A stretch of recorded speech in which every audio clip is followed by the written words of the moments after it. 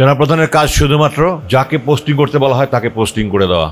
অমুক major জেনারেলকে DG বানাও, অমুক ব্রিগেডিয়ার জেনারেলকে ডাইরেক্টর বানাও, এতটুকুই কাজ। সেনাবাহিনী কোনো অপকর্মের সাথে জড়িত ছিল না।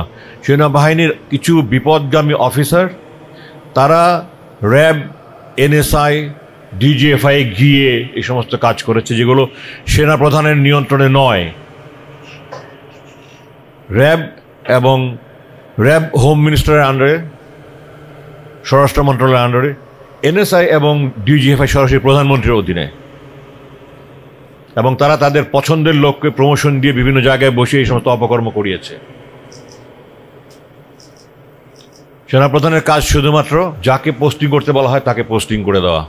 অমুক মেজর জেনারেলকে ডিজি বানাও, অমুক ব্রিগেডিয়ার জেনারেলকে ডাইরেক্টর বানাও, এতটুকুই কাজ। সেনাপ্রধান নিজেই ডিজিএফআইয়ের কাছে জিম্মি। আপনারা যারা বয়স্ক আছেন আপনারা জানেন যে 1996 সালের 20 মে জেনারেল নাসিম সেনাপ্রধান থাকা অবস্থায় উনি অভ্যুত্থানের চেষ্টা করেছিলেন। ডিজিএফআই সেটা রেকর্ড করে সরকারকে দেখিয়েছে, এবং যার ফলে একমাত্র সেনাপ্রধান বাংলাদেশের ইতিহাসে যিনি বরখাস্ত হয়েছিলেন, পরবর্তীতে মুক্তিযুদ্ধের ওনার অবদানের কথা চিন্তা করে ওনাকে অবসর দেওয়া হয়েছে। তো এই বাহিনীগুলোকে সংস্কার করতে হবে। আমি ডিজিএফআইয়ের ডিজিকে বলেছি, তুমি এই বাহিনী সংস্কার করো, ডিপলিটিসাইজ করো, এটাকে যেন রাজনৈতিক কারণে কোনো হাতিয়ার না বানানো হয়। আমি আমার বই লিখেছি, আপনারা জানেন আমি একটা বই লিখেছি যে সরকার এটাকে গুন্ডা বাহিনী বানিয়েছে একটা, এবং যেখানে হাইকোর্টের স্পষ্ট রায় আছে যে ওয়ারেন্ট ছাড়া কাউকে গ্রেফতার করা যাবে না, তারপরও সরকারের বাহিনীগুলো এগুলি করছে। তাদের কোনো দায়বদ্ধতা নাই, তারা মানুষ নয়। যারা একটা মানুষকে শুধুমাত্র তাদের ক্ষমতার স্বার্থে, দলীয় স্বার্থে, ব্যক্তি স্বার্থে নিরপরাধ মানুষকে অপহরণ করে দিনের পর দিন, মাসের পর মাস, বছরের পর বছর মানবেতর জীবনযাপনে বাধ্য করে, তারা মানুষ নয়। তাদের শরীরে মানুষের রক্ত থাকলেও তারা জানোয়ার। যারা জড়িত ছিল এই বিগত 16 বছর সমস্ত গুমের সাথে, তাদের চরম দৃষ্টান্তমূলক শাস্তি হওয়া উচিত। আমি জানি না যারা এখানে আছেন গুম পরিবারের সদস্যরা, তারা এই ব্যাপারে কোনো মামলা করেছেন কিনা। আমি ট্রাইব্যুনালে মামলা করেছি, এবং আমার মামলায় প্রাক্তন দণ্ডপ্রাপ্ত পলাতক প্রধানমন্ত্রী, তার সামরিক উপদেষ্টা জেনারেল তারেক সিদ্দিকী, ডিজিএফের 5 ডিজি সবাই তাদের বিরুদ্ধে হুলিয়া জারি, ওয়ারেন্ট জারি হয়েছে। তারা এখন ওয়ারেন্ট নিয়ে পলাতক আছে, এবং খুব শীঘ্রই ইনশাল্লাহ বিচার শুরু হবে।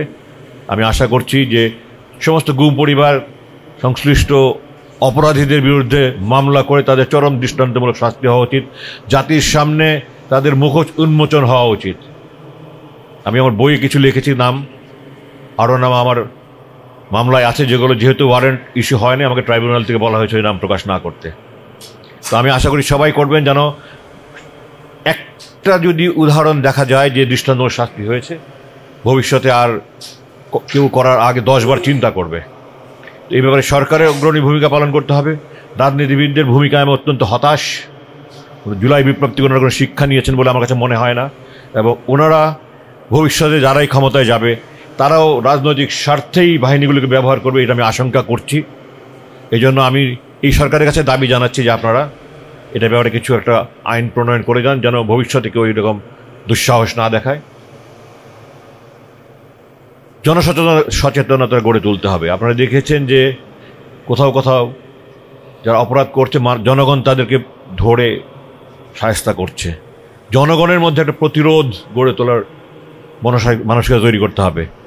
যখন আমাকে উঠিয়ে নিয়ে গেল 22 আগস্ট 2016 সালে, আমার মহল্লার সবাই যার যা বাসা থেকে বেরিয়ে এসছে, কিন্তু কেউ প্রতিরোধ করার চেষ্টা করে। সবার জানের ভয় আছে, হ্যাঁ অবশ্যই জানের ভয় তো থাকবেই, কিন্তু কাউকে না কাউকে প্রতিরোধ করতেই হবে। তো ভবিষ্যতে যেন এই ধরনের কোনো রকমের অপকর্ম না হয়, এই জন্য একটা ব্যাপক জনসচেতনতা গড়ে তুলতে হবে।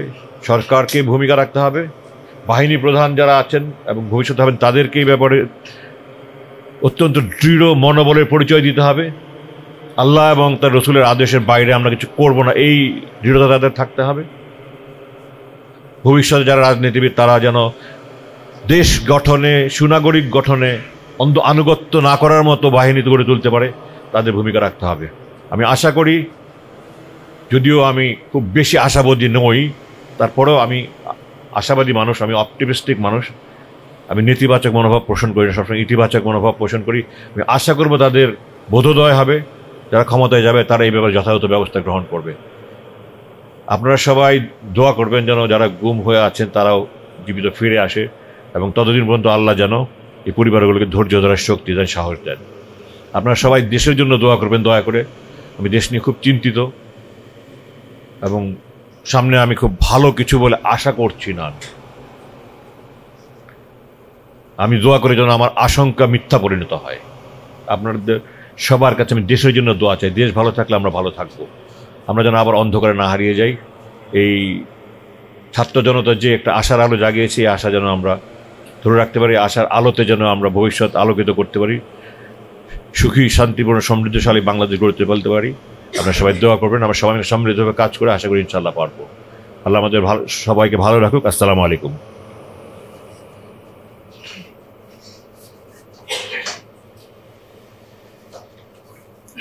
ধন্যবাদ জনাব ব্রিগেডিয়ার আব্দুল্লাহ ইলাম নাজমীকে।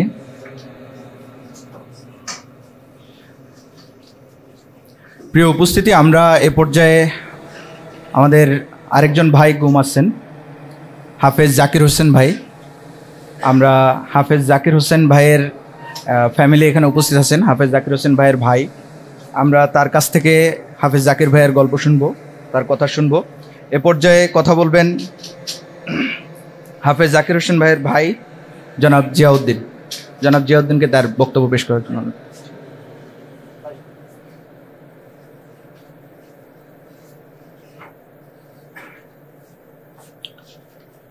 আউযুবিল্লাহি মিনাশ শাইতানির রাজিম। বিসমিল্লাহির রহমানির রহিম।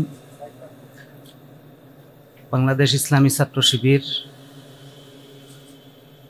ছাত্র শিবিরের মানবাধিকার বিভাগ কর্তৃক আয়োজিত আজকের এই গুম দিবসের আলোচনা সভায় উপস্থিত সম্মানিত অতিথিবৃন্দ, উপস্থিত সম্মানিত গুম পরিবারের সদস্যবৃন্দ, সুধীবৃন্দ, সম্মানিত সাংবাদিক ভাইরা, সবাইকে আমার পক্ষ থেকে সালাম। আসসালামু আলাইকুম ওয়া রাহমাতুল্লাহি ওয়া বারাকাতুহু।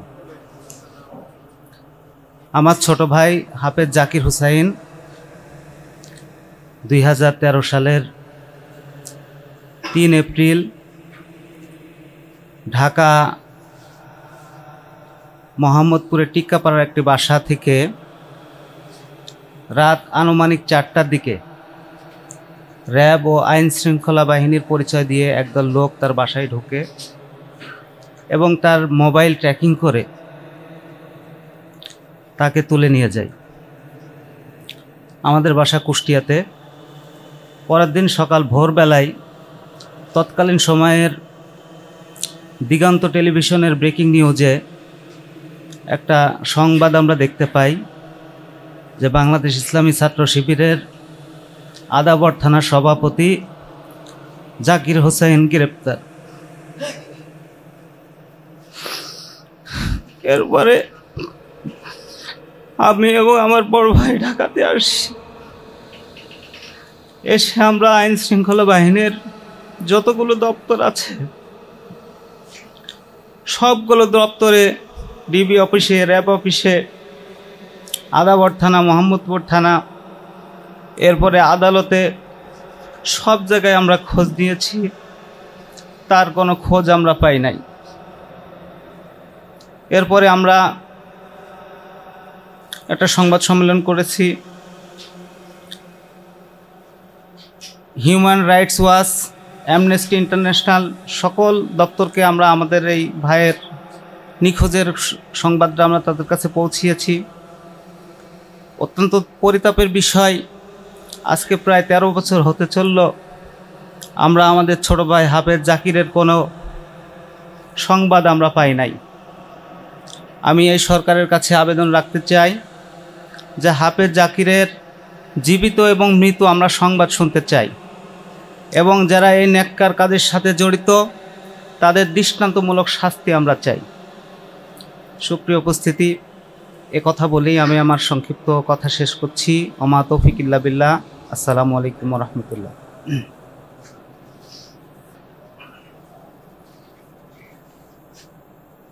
প্রিয় উপস্থিতি, আমরা দীর্ঘদিন যাবৎ গুম আছেন এমন ভাইদের কথা শুনছিলাম তাদের পরিবার থেকে।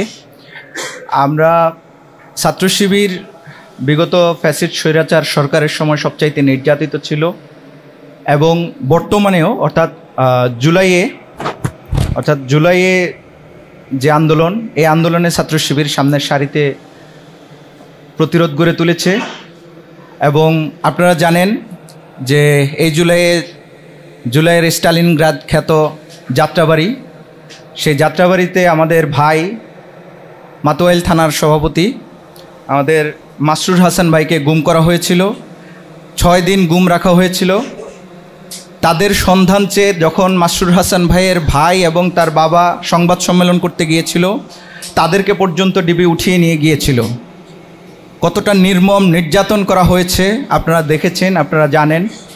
আমি এই পর্যায়ে বক্তব্য পেশ করার জন্য অনুরোধ করছি মাসরুর হাসানকে, মাতোয়াইল থানার সম্মানিত সভাপতি বাংলাদেশ ইসলামী ছাত্র শিবির, যিনি জুলাই যুদ্ধের সময় 6 দিন গুম ছিলেন।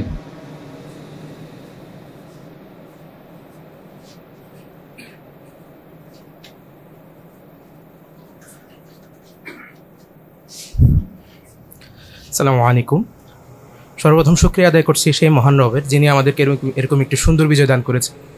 শুকরিয়া আদায় স্মরণ করছি সে সকল শহীদ, আহত এবং প্রভূতবরণকারী ভাইদেরকে, যাদের মহান আত্মত্যাগের বিনিময়ে আমাদের এই নতুন বাংলাদেশ। আমি মাসরুর হাসান, পড়াশোনা ড্যাফোডিল ইনস্টিটিউট অফ আইটিতে অনার্স সেকেন্ড ইয়ারে, পাশাপাশি বাংলাদেশ ছাত্র শিবির ঢাকা দক্ষিণের মাতোয়াইল থানা সভাপতি হিসেবে বর্তমানে দায়িত্বরত আছি। আমি গত 25শে জুলাই গ্রেফতার হই। গ্রেফতারের আগের দিন ফেসবুকে একটা পোস্ট দিয়েছিলাম যে পরাধীনতা শৃঙ্খলে আবদ্ধ আমাদের এই স্বাধীনতা। পরের দিনে আসলে আমি নিজেই পরাধীন হয়ে যাবো আমি চিন্তা করতে পারিনি। আন্দোলনের শুরু থেকেই আন্দোলনে যুক্ত ছিলাম সাংগঠনিক নির্দেশনার আলোকে। আমার আন্দোলনের অংশগ্রহণটা যদি বলি, আমি 15 তারিখ থেকে 21 তারিখ পর্যন্ত সরাসরি আন্দোলনে যুক্ত ছিলাম। 21 তারিখের পর থেকে আসলে আমাদের মাতোয়াইল এলাকায় অবস্থার অবনতি ঘটতে থাকে। এরপরে আর সরাসরি আন্দোলনে অংশগ্রহণ করার সুযোগ হয়নি। 22 তারিখে আমাদের এলাকা থেকে প্রায় 23 জনকে ধরে নিয়ে যাওয়া হয়। আমাদের এলাকার অনেক সাংগঠনিক এবং সাধারণ মানুষকে ধরে নিয়ে যাওয়া হয়। তো ওই দিনে চিন্তা করি যে আসলে এলাকায় থাকাটা নিরাপদ হবে না। আমি আমার অদূরেই আমার মামার বাসা আছে বড়ভাঙ্গা, আমরা বড়ভাঙ্গায় চলে আসি। 24 তারিখে খবর পাই আমার সাথে আন্দোলনে হাসান ইসলাম ফায়াজ ছিল, তাকে পুলিশ ধরে নিয়ে গিয়েছে। তো ও আর আমি একসাথে আন্দোলনে থাকার কারণে চিন্তা করে যে আর ঢাকায় থাকাটা নিরাপদ হবে না। তো পরের দিন গ্রামে যাওয়ার সিদ্ধান্ত নিই আর কি। 25 তারিখ ফজরের পরে আমি নামাজ পড়ে আমার মামার বাসায় ছিলাম। মামাদেরকে না বলে বের হয়ে যাই, যে চিন্তা করে থাক, বলার দরকার নেই। ফজরের পরে আনুমানিক 6:30 হবে। আমি বের হয়ে রিক্সার জন্য অপেক্ষা করতে থাকি।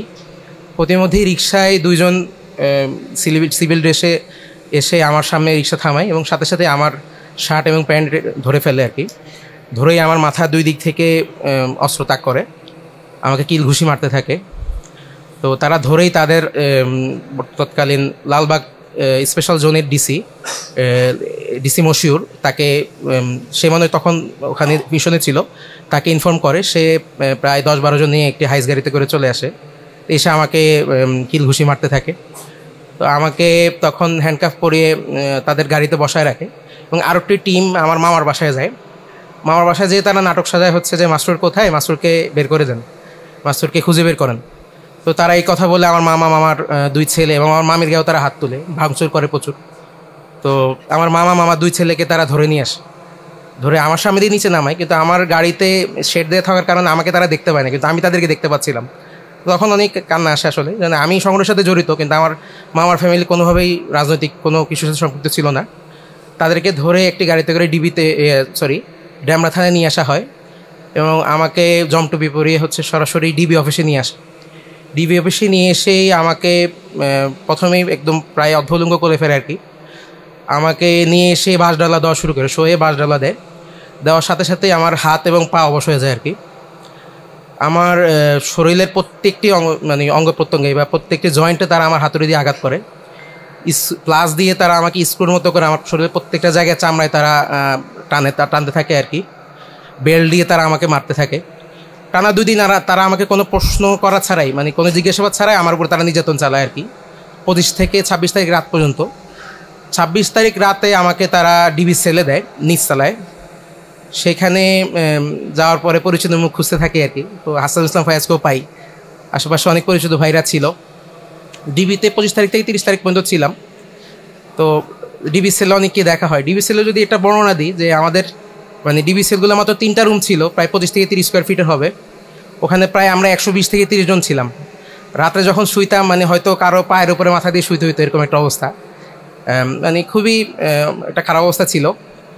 তো এর মধ্যে আবার আমার উপর নির্যাতন বাড়তে থাকে। আমাকে আমার মোবাইলে তৎকালীন টেলিগ্রাম গ্রুপে, আমি বৈষম্যবিরোধী ছাত্র আন্দোলনের একটা গ্রুপে অ্যাড ছিলাম, এমনি জাস্ট নিউজ গ্রুপ আর কি। তো সেটা পাওয়ার পর আমাকে বলতে থাকে যে কারা কারা আন্দোলনে ছিল তাদের খোঁজখবর, মানে তাদেরকে ধরাই দিতে হবে আর কি।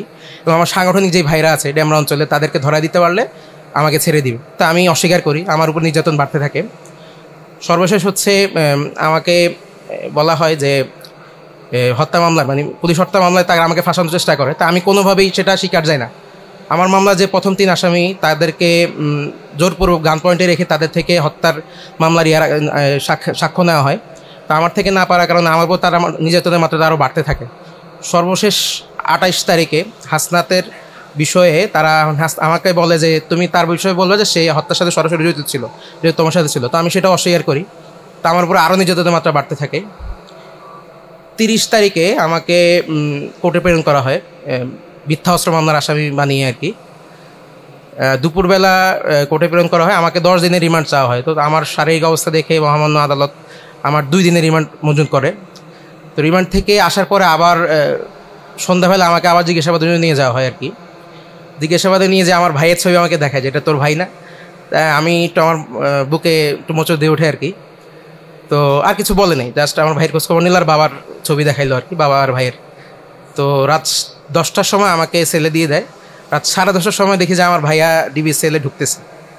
তখন মানে একদম অনেক খারাপ লাগে আর কি, যে আমার কারণে আমার ফ্যামিলির অলরেডি 3 জন আগে গ্রেপ্তার হয়েছে, আমার বড় ভাইকেও গ্রেপ্তার হইলো আর কি।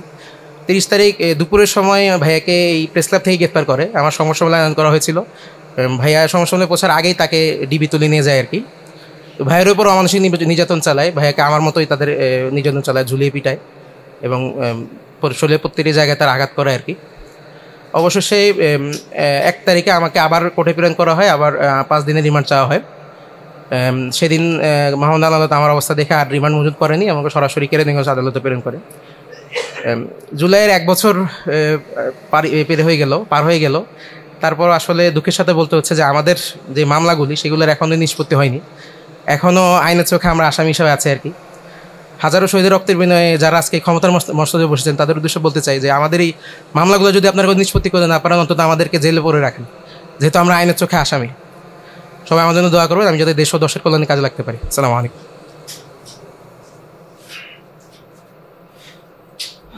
প্রিয় উপস্থিতি, আমরা আরেকজন জুলাই যোদ্ধার কথা শুনব।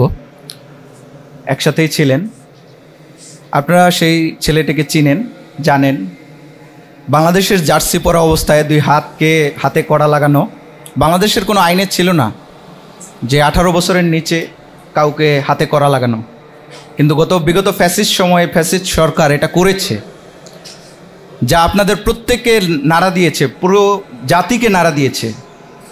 আমরা তখন বলতে বাধ্য হয়েছি যে হাসনাতের মতো যোদ্ধাদের গায়ে বাংলাদেশের জার্সিটা মানায়, অন্য কোনো বাংলাদেশের জার্সি গায়ে দিয়ে ফ্যাসিবাদের দালালি করা এবং ফ্যাসিবাদের এমপি মন্ত্রী হওয়া লোকের গায়ে বাংলাদেশের জার্সি মানায় না। সেই বাংলাদেশের জার্সি গায়ে দেওয়া বাংলাদেশি যোদ্ধা, আমাদের জুলাইয়ের যোদ্ধা হাসনাতুল ইসলাম ফাইয়াজ। আমি হাসনাতুল ইসলাম ফাইয়াজকে কিছু বলার জন্য অনুরোধ করছি। প্রিয় উপস্থিতি, আমাদের মাঝে প্রধান অতিথি হিসেবে উপস্থিত থাকবেন আমাদের বাংলাদেশ ইসলামী ছাত্র শিবিরের কেন্দ্রীয় সভাপতি জাহিদুল ইসলাম ভাই। জাহিদুল ইসলাম ভাই চলে আসছেন কাছাকাছি, ভাই উপস্থিত থাকবেন ইনশাল্লাহ।